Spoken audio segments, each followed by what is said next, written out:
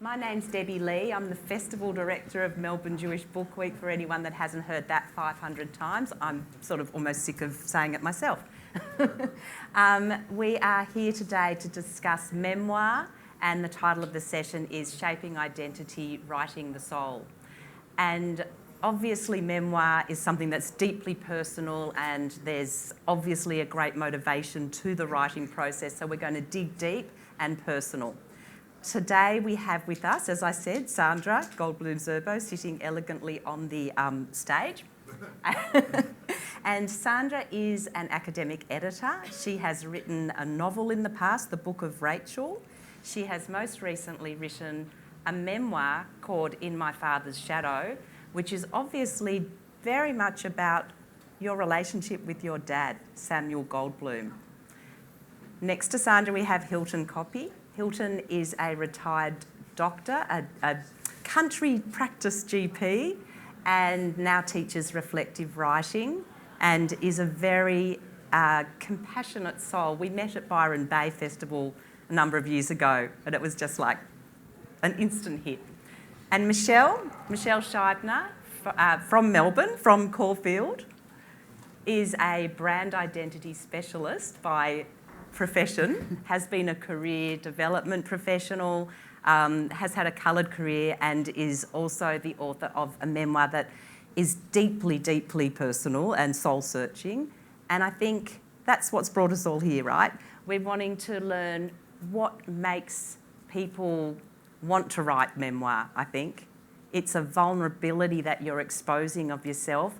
And I think, you know, it's I'm a voyeur, I must be, because I love reading memoir. So let's start with Michelle. I wanted to really, because you're so open and because it came from a very deep place, I want to ask you exactly that. What is it? And in fact, in your book, you had a Maya Angelou quote, which I think resonates, which is, there is no greater burden than carrying an untold story. And that, for me, says it all, actually, in a nutshell. This is a book about the unravelling of and the legacy of family secrets. And the reason I embarked on this project 4 years ago was because I wanted to understand why my life hadn't panned out like I fully expected that it should and it would. That I hadn't hit the milestones that my contemporaries had. That I didn't have the career that I thought I should have. I didn't have the family that I fully expected to have, when I left school, really. And I wanted to understand that because I felt ashamed that I didn't have the identity labels that everyone else seemed to have. And the irony is that you are an identity brand strategist. Well, I've spent 20 years helping people, write their identity story and deploy that and use it to attract the right opportunities. Yeah. And I had kept mine hidden. I kept the shame of it hidden, but I also kept the details of what I didn't have hidden. So I became an expert at answering a question with a question and using ambiguous language. I hope I'm not doing it today. Not at all. And that's why I think the book itself is so revelatory, because the deep-seated, the shame, but also you've come through that process. So we're going to talk also about the I guess, reflective process and the therapy that each of you have been through in different ways to come to the point where you're able to actually put in writing and put it out to the world, which is courageous. So maybe I'll go to Hilton next. I mean, Hilton, you spent your professional career helping people emotionally and physically as a country GP. You were so compassionate and are so compassionate. To write your own story, you hit a crunch point, didn't you? You were diagnosed with PTSD. Tell us about that, because it hit you like out of the blue. You just were almost like, I'm the doctor. I can't possibly have that diagnosis. Yeah, so it was a bit of in one way it was a hit out of the blue, but in another way it was probably bloody obvious for years that there were things going on. So yeah, I worked in a small town general practice in northern New South Wales for about 35 years, and it was a fantastic working career life. I shared my working life between working in the practice and teaching the next generation, the next generation of GPs, my retirement plan. And it was great, but as I was getting older and my patients were getting older, they were getting sicker. And actually some of them started to die, because that's what happens. And it wasn't my fault, but when you're a doctor and your patients are dying, it sort of feels a little bit like a failure. And these were people that I loved in the non-romantic sense of love, because I knew them quite well and we'd shared a lot of things together. So I found myself working incredibly hard to make sure that they didn't die. And just to add another layer, if they didn't die, I don't know, have any of you noticed that as you get older, sometimes there's a few aches and pains? Has that ever happened to anyone? No, I didn't think so, not here. And like there is a little bit of loss as well, loss of ability to do things. And so if I was keeping people alive, sometimes they were suffering. And where do you go when you're suffering? You go and see the doctor. And so I was sort of bearing witness to this suffering for which often there was no answer. And one of I did love my patients. Some of them would tell me things that I didn't always want to hear. And this one woman in her 80s, who I knew pretty much for my full 35 years, had bad arthritis and diabetes, and she was sort of losing a little bit of her memory. She probably had early Alzheimer's. And she said to me once, "You know, Hilton, this is all your fault." And I said, "What do you mean it's all my fault?" And she said, "Well, you looked after my blood pressure and my diabetes so well so that I get to suffer like this." So it's a long answer, but that sort of started to weigh on me. And I used to worry about people. I started writing lists to make sure I didn't miss anything. I tried working more so people could get in to see me quicker. And then I tried working less so I had more time. And it didn't matter what I was doing. It was like the deck chairs on the Titanic. The ship was going down. Then I developed some physical symptoms. And thankfully,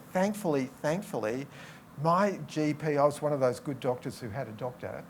My GP said to me one day, or the day after I had been in the emergency department with a numb face and all the scans were normal, he said to me, "Hilton, you're done." Those 3 words, "You're done." And he saved my life. Like those 3 words saved my life. And you were done. That was it. You I pretty much retired at that point. I'd stopped practicing. I still don't think of myself as retired because I'm still Sorry, working. wrong word. Yeah, no, but words are like Yeah. really important. And then Yeah. we'll give Sandra a chance in a sec. Turn Yeah. my microphone off. Words are really important because I still feel like I'm a You're GP. very, very And I busy. still teach, so that whole identity thing is really important. But the other thing that was really important was that the diagnosis was PTSD, because a lot of my working life had been around helping doctors and other health professionals to prevent getting burnout. And I thought, this isn't burnout. You know, I don't feel burnt out because I didn't have that disengagement. And besides, I did all the things on that bloody list to not get burnout. I did all of those things.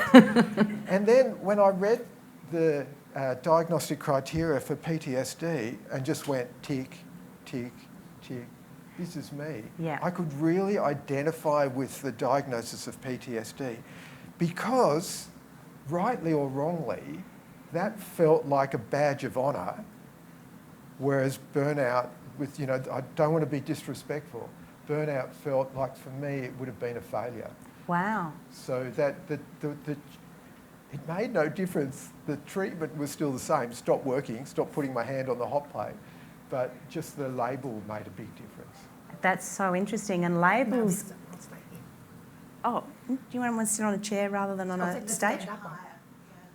Might be a little bit higher. Okay, so labels is where what Michelle was also talking about, that identity, that self-identity, that brand that we give ourselves or that other people superimpose on us that we interpret as the way we have to act. So, which brings me to you, Sandra, down there. You actually were really living in your father's shadow. How do you develop an identity when someone so large is in your life, someone that is so highly recognised, someone that has this presence, this charismatic kind of identity? How do you carve out your own persona in that context? Well, it took quite a long time before I started to question Dad's beliefs, some of them. And it was kind of difficult. He was very adamant about what he believed and what he thought I should believe, which was what he believed. Tell us a bit about that. Describe your dad so that people that haven't read the book yet know who Samuel Goldbloom was. He left home a year after his bar mitzvah. His dad had died.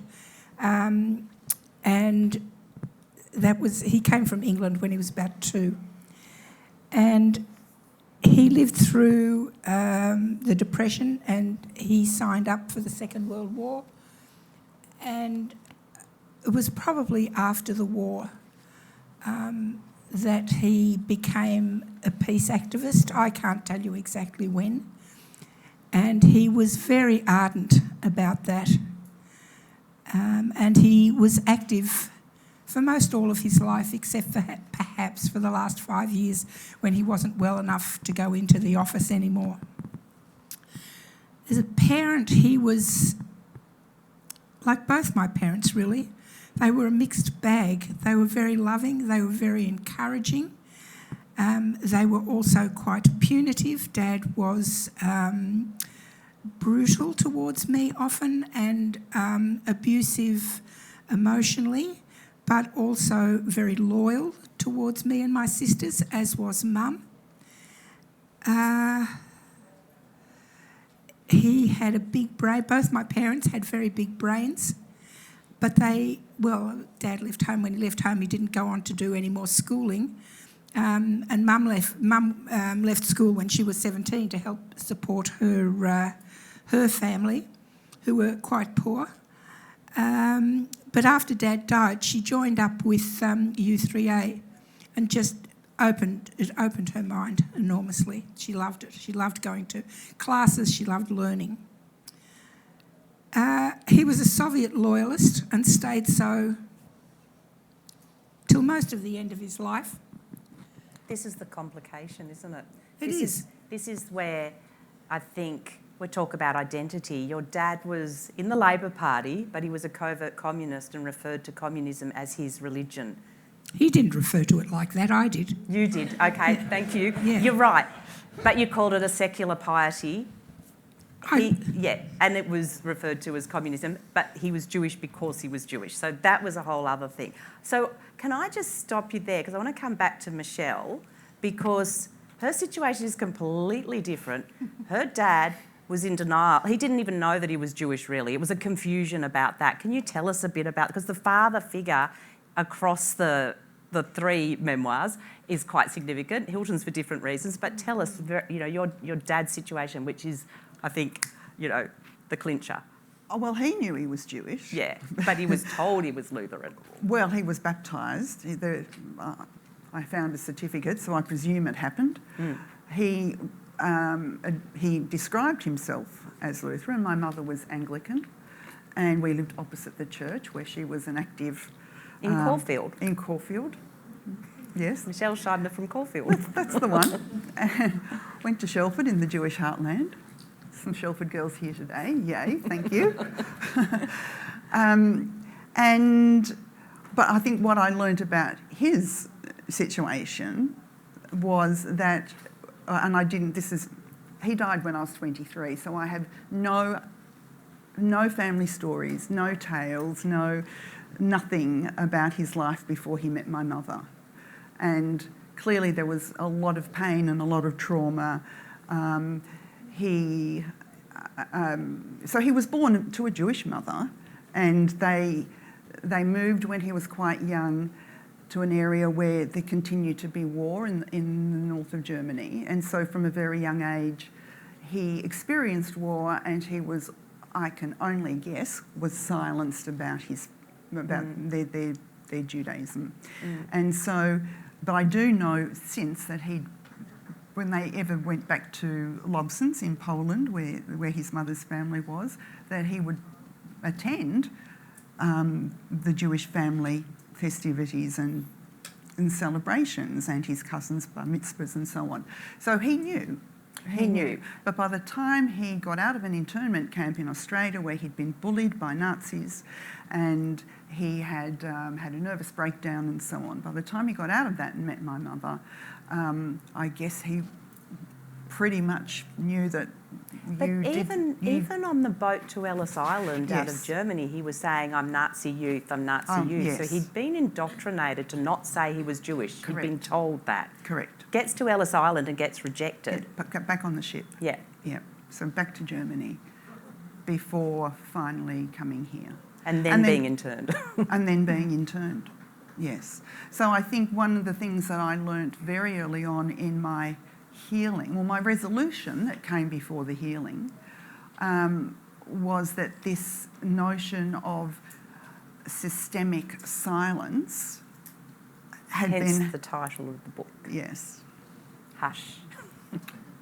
Available in the bookshop. This silence had been going on in their family for decades, for Generations. Thank you. Because his own father was brought up Catholic but was Jewish. Yes. And his mother was brought up, well, converted to be Lutheran. Yes. Which doesn't count if you're in Germany. You can convert all you like. That's right. It didn't count because they both perished in a death camp. Yeah. So in the end, it didn't work. So, but the real point about all of this is that you didn't know as a child. You knew nothing about any of this. I didn't join any of these dots until 4 or 5 years ago. I did a DNA test in 2018, and which proved that I was indeed half Jewish.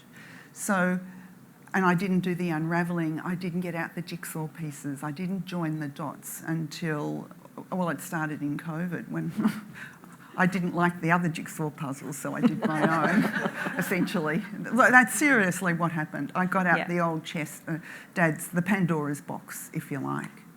At the therapist's behest, because by this stage you'd had the breakdown. Yeah. That kind of meant, well... The total unravelling. Yeah. Mm. Yeah. And it's interesting because I've learned a lot of things in the last 4 years about what happens when you keep secrets, what happens when you don't know your identity story. Like, whoa, I've learned a lot about this. I had that valise of documents in my possession for 25 years and could not open it. So I found my father's documents when I cleared the house out after my mother had passed away. And I just took it from one place to another, and I could not bring myself to open it and read it and go and even find out what was there, and a lot of it was old German, so, you know, all of that. That was my excuse. I won't be able to read it. Yeah. And so I grew up without any understanding of half of my cultural heritage. And that was a loss. Yeah. That was what I call in the book an empty space in my life. Interesting, because I think, Hilton, you had a loss as well, even though you were in a family that was, you know, you knew your heritage, but you'd come from South Africa as an 18-month-old with a little brother. And you talk about being a diaspora boy in your book, in One Curious Doctor, I should say. That's the name of the book. And I think that there is that sense of kind of not belonging, and belonging is the theme of the festival for a reason. But again, you know, you had that sense, didn't you? Talk a bit about... Yeah, so we came to Australia when I was 18 months old. My father was born in Germany to German Jews, And my grandfather was from Hamburg, and he very much saw himself as a German who happened to be Jewish. And my mother's family came from Lithuania, and they were very much Jews who happened to live in Lithuania. Quite different. And my mother once said to me, we were watching Fiddler on the Roof, and the movie, and my mother once said to me, that was like where your grandparents came from. When we moved to Australia, my mother's family stayed in South Africa, so I never really knew them. And my Bobber and Zeta were the only two members of their family to survive the war. They left Lithuania just before the war came to South Africa. And their approach, which is probably not unique, was to never ever talk about what happened in Lithuania. And they changed their names. And so I didn't know any of the stories. All I knew was that they came from Lithuania, and my mum thought they came from Vilnius. So in 2018, I went to Russia, Kaliningrad, to watch the World Cup soccer. And Kaliningrad is not very far from Vilnius. So I went to Vilnius for a few days. And there is a place in Vilnius where diaspora Litvaks, I found out I was a Litvak, by the way. I didn't even know that was a word. Diaspora Litvaks can go and find out a bit about... I've not heard that word before. Well, there you go. You've learned something new. I'm always learning. You can go. So I had my grandmother's maiden name, and I kind of knew what my grandfather's original name might have been. And I spent a day and a half with this woman scrolling through the database. Births, deaths, migration records, because they were quite good at keeping records for some things. Finally, we got to weddings, and I was scrolling really fast, and I said, stop. Oh, get emotional. That's them. That's my grandparents. So at age 60, I found out what my grandparents' names were. Wow. And what their brothers and sisters' names were and where they came from. And they didn't come from Lithuania, from Vilnius. They came from little villages. And I had a photo of my grandparents' wedding, which is the only photo I've got of the extended family from Lithuania. And then I had their names. So I could put names on the faces on the photo. And when I was writing the book, I wanted to weave in something about the family story. But I had no family story. All I had were these photos. So I did what you do when you don't know. You just make shit up. And that whole section full of photos all the way through and stories that you wrote that could have been the situation. Yeah, so the photo of my grandparents' wedding, I wrote in the voice of my great-grandmother, who I now know to have been called Hannah Lurie. And I wrote as if it was her looking at the photo. And it was like, and the same with my grandfather, all the Lithuanian family, I wrote as if I was them. And it was like this process of falling in love with these family that I never knew and never could know and could never actually find out the truth. Yeah. But Deb, I think what we now know about cellular biology and how our physical bodies work, we now know that our stories live in every cell of our body. And so whilst you might think you made it up, I'm tipping that there was something else at work giving you some of those that language and some of those stories, because they are inside us. And that's what Michelle's spent these last few years learning about epigenetics and reading up on so many psychotherapists and geneticists and, what trauma can do internally, particularly to a pregnant woman. And that comes through in Hush, and that's what you've studied, and that's been a fascinating process. But you're talking about it as a medical doctor also, just intuitively getting in tune. What about you, Sandra? How did you sort of... Because it's a different scenario, because there weren't secrets as such in your family, but there's still an element of trauma seeping through. Oh, I think both my parents suffered great trauma, which was not very much talked about. Well, there was difficulties between Mum and Bubba for pretty much all of her life. Bubba was a very domineering woman. She lived with us for 10 years before she died. So she and Dad were always fighting about everything, and Mum was the meat and the sandwich. As I said, Dad left home when he was 14. I suspect that because I've done a lot of therapy, I came to believe that one of the stories he used to tell with great affection about his dad, they had this gig going where his mother would say, Alexander, take Sam upstairs, he's been a naughty boy, and give him a thrashing. Paraphrasing. I'm paraphrasing, yeah, more or less. So they'd go upstairs and Alexander would say, you ready, Samuel? Yes, Samuel was ready. So on the bed, and Dad would go, ouch, on the bed, ouch. So Dad said, Alexander never slapped him. But I came to believe that that wasn't true, and that was his way of dealing with his own beloved father, who was probably quite a brutal man. And can you tell us about what actually ended up happening with your father and the brutality that you suffered at his hands, even though there was a deep love? Because it's a very, very forceful element of the book. It's hard. I'm not sure what you're asking. When you talk about the way your father basically was quite violent towards you. Yes, he was. Not all of the time, but some of the time, intellectually probably more than physically, but I did cop it physically. And that was quite brutal. Well, but what about... I guess I was scared of him as well as being proud of him, and I think it's called sleeping with the enemy. I know it's called sleeping with the enemy. I loved him. Right to the end I loved him, even though there were times when I did not. But overall, through both our lives, I did love him, and that was often quite difficult for me. It's complex, isn't it? It's all complex. It's very clear that you loved him and that he loved you and that he wanted you to... He saw you as an intellect, so he was educating you, but there's an element of indoctrination in that process. Because there probably is in any parenting. I guess so.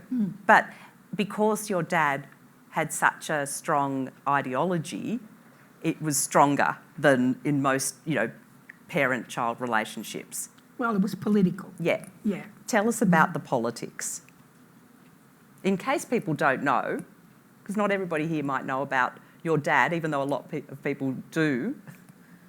He was a covert communist. He was in the Labor Party. He was a peace activist. But these are things that were to be proud of until they weren't, right?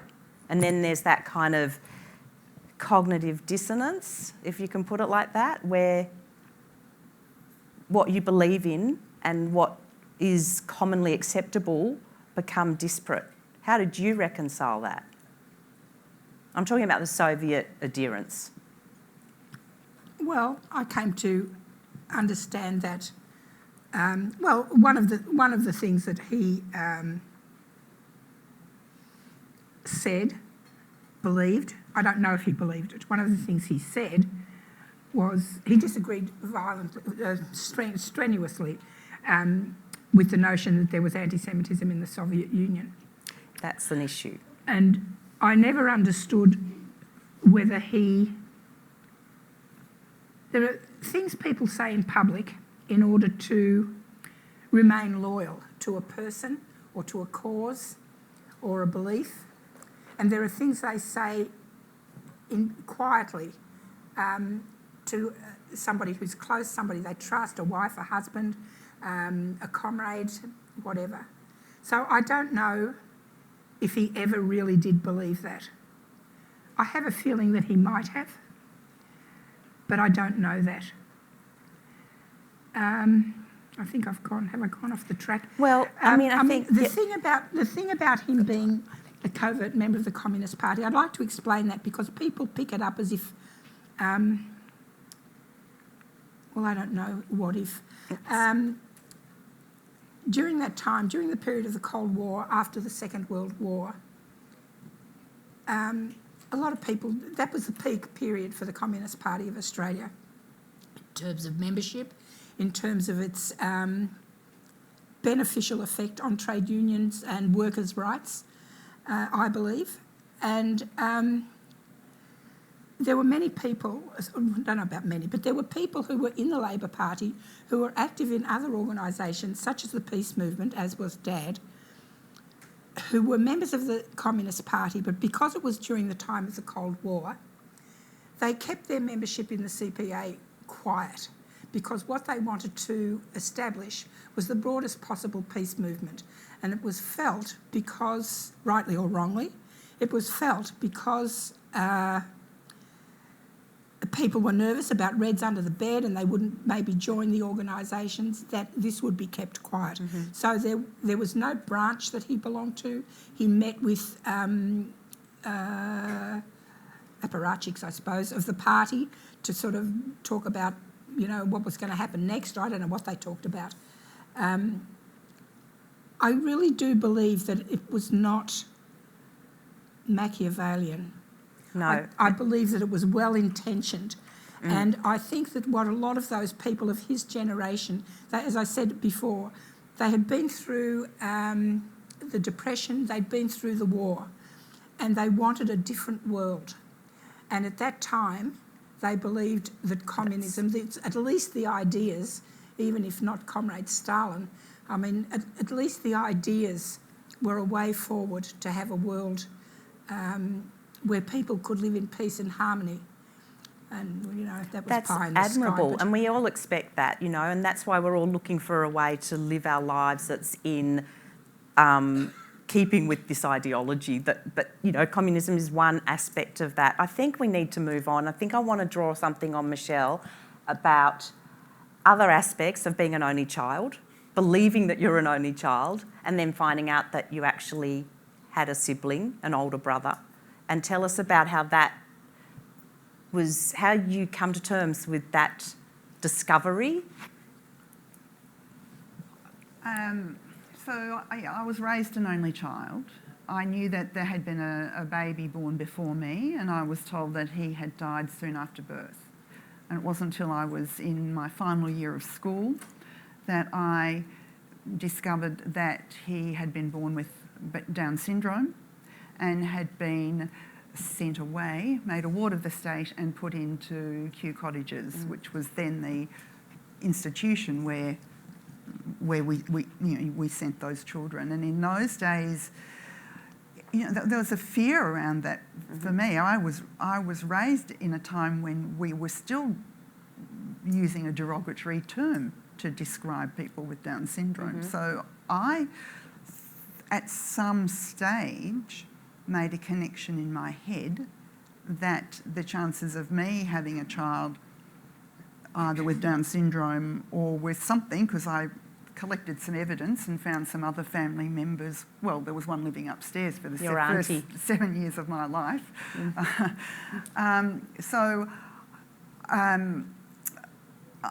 That was very confusing to find that out. But I had been raised in an environment where I thought I was the only child in a house in my first 7 years of life, in a household with my mother's aunt actually, living upstairs, incapable of looking after herself. She was so profoundly physically and mentally disabled. My mother's mother, who had cancer and died when I was 10 months old, but Mum was looking after her. She was the carer for her. My father with some degree of PTSD, and then I was the replacement baby. And I kind of laugh now when I remember the times that I was referred to as the only child. You must be so spoiled. Au contraire.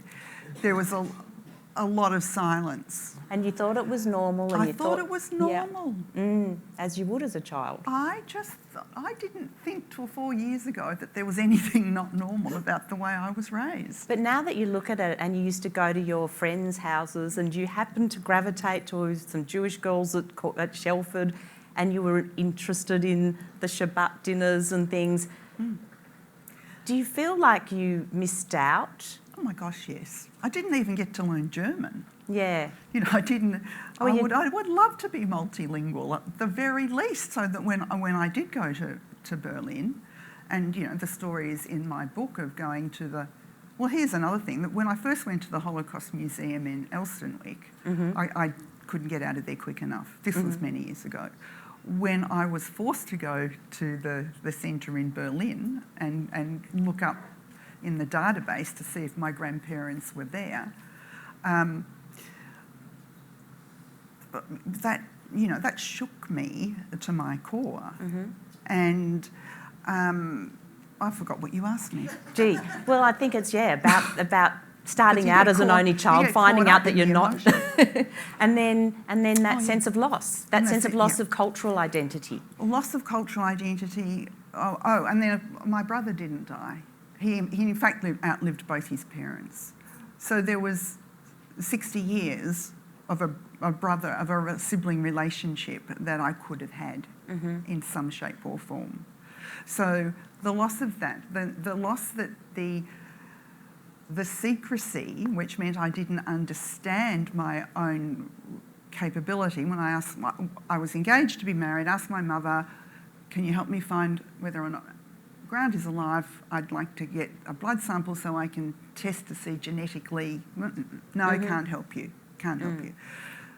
So the loss of my cultural identity, the loss of a sibling, the loss of the ability to have my own children, because I feel like history and circumstances took that decision away from me.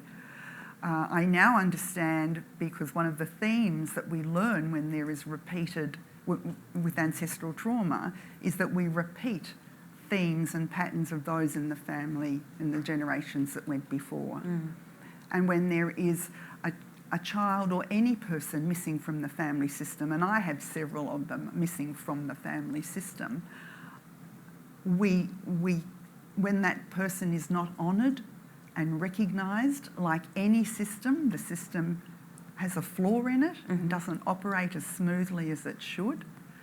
And the way I choose to understand this now, and I've tried to explain through a memoir, is that I've repeated some of those patterns in order to keep me separated from family, not ability to have my own family, to atone for the life that my brother couldn't have. And then you came to write a memoir because the greatest dread was to not have a legacy because you don't have children, who's going to remember you? I think, which is, sad in itself. I think we should probably throw to questions. We've got probably, is that right? 5 minutes, yeah. So we've got 5 minutes of questions. Have we got a microphone? Do we need a microphone or? Stand up and speak. Okay, stand up. And who's got a question? Anybody? Oh, come. You've got your hand up first, then I'll come to you. Can you project your voice or do you want me to repeat it? Here comes a microphone. Do you need to remind people what a question is, Debbie? A concise question pointed to one of the... it doesn't matter really if, you could just ask the general question, but it's got to be concise. I'm going to ask this question to Sandra because her memoir is to do with writing about her relationship with the father. And I've noticed quite a few people that I know personally have written memoirs about their father. And I'm puzzled by that. Have you thought about how many people write about their fathers and not them? Well, women and men. Mostly women. I'm thinking of Judy Buckridge, Magda Jabansky, the list goes on. Women. David Sluky. It's still mostly women. It's about the relationship, especially first children. That's an interesting question, right? But not only, but it's about the relationship between daughters and their dads. You need to read a bit of Jung or somebody like that. Have you had some deeper thoughts as to why you didn't want to write about your mother? Like people can't hear. Just asking any deeper thoughts about why you didn't write about your mother. But I think your father was such a dominant force. Yeah. And you were the first child, as you say. Exactly, yeah. And your sisters are sister 1, sister 2 and sister 3. That's a whole other story. It is. So you had sisters, but you were the one that he kind of meted out his love and his critique on. Yeah. You didn't have any siblings. You had a good relationship with your siblings. Your dad was a bit distant, really didn't, the physical affection wasn't there. Your dad was completely withdrawn. Your dad was larger than life. I mean, fathers are a big part of our upbringing for men and women. So another question. Sorry, this isn't a question, it's a comment. Uh-huh. I hope that's all right. I'll make it quick. There's a book written, and I've forgotten the name of the doctor. It's called Orchids and Dandelions. And it's in this book, he says that there are people born in this world as orchids or dandelions. The dandelions will put down roots wherever, and they will thrive. Orchids are more fragile in the world. They can do just as well as dandelions with a small amount of, nurturing or whatever. But some of them fall by the wayside because they're orchids. I would just like to say, you're all orchids. And I'm an orchid. I've got genetically got orchid. You're all dandelions, and I'm a dandelion. And I bet everyone here in this room is a dandelion. So thank you for your. Thank you. You've reminded me of one of the only 2 things I remember from medical school. Like, I don't remember much because it was in the 1970s, and it was a surgeon telling us how you can tell from the end of the bed whether a hemorrhoid operation has been successful. and it went like this. If it looks like it's a clover, you know it's all over. But if it looks like a dahlia, it's been a failure. Have we got time for another yet? I can see that Hilton has a copy of his book there. Would you like to share a couple of paragraphs? Because we haven't heard a lot from you today in terms of what you'd like to present, please. Is that right, Deb? Quickly. I'll read fast. I thought initially that I'd read a piece called Dreaming of Viagra because it always gets that reaction. But I think what I'll actually want to do now is just read in the voice of my great-grandmother, who I never met. If you can imagine a photo taken in Lithuania in the early 1920s, 2 families, the bride and groom in the middle, the bride's family to the right, looking fairly nice, the groom's family to the left, looking a bit poorer. Actually, it's the other way around, the bride's family looking a little bit poorer. And this is in the voice of my great-grandmother, who's sitting right at the very end, and her feet aren't touching the ground. She's on a bench, and her feet don't touch the ground. And it's about making fun of something serious, but still being really respectful. Why did they sit me on that hard bench for the photo? My feet, they cannot even touch the floor. My shoes are ugly, dangling like last year's garlic, proof of our poverty. Compared to his family, their pearls so long, the sister's dress so short. At a wedding, I've never seen such a thing. My husband sits there with his eyes half closed. He thinks that if he does not look, then it will not happen. I'm not surprised. All our marriage he has been doing this. Me, I need to keep my eyes wide open. The wife, she is the one who must think about the future. Nisonis her son-in-law. Nisonis's mother, Sienna, looks like she has mental problems. Her mouth, the way it hangs down, it says she is never happy. A kiss from those lips could be dangerous. I pray that Nisonis has not been touched by the melancholy. And his father, Yankella, such crazy eyes bursting from his face, like he's sitting on a splinter. I think Nisonis has his father's eyes, not his mother's mouth. That is better. It is easy to take a splinter out, but there is no cure for the melancholy. You'll have to go and look at the photos.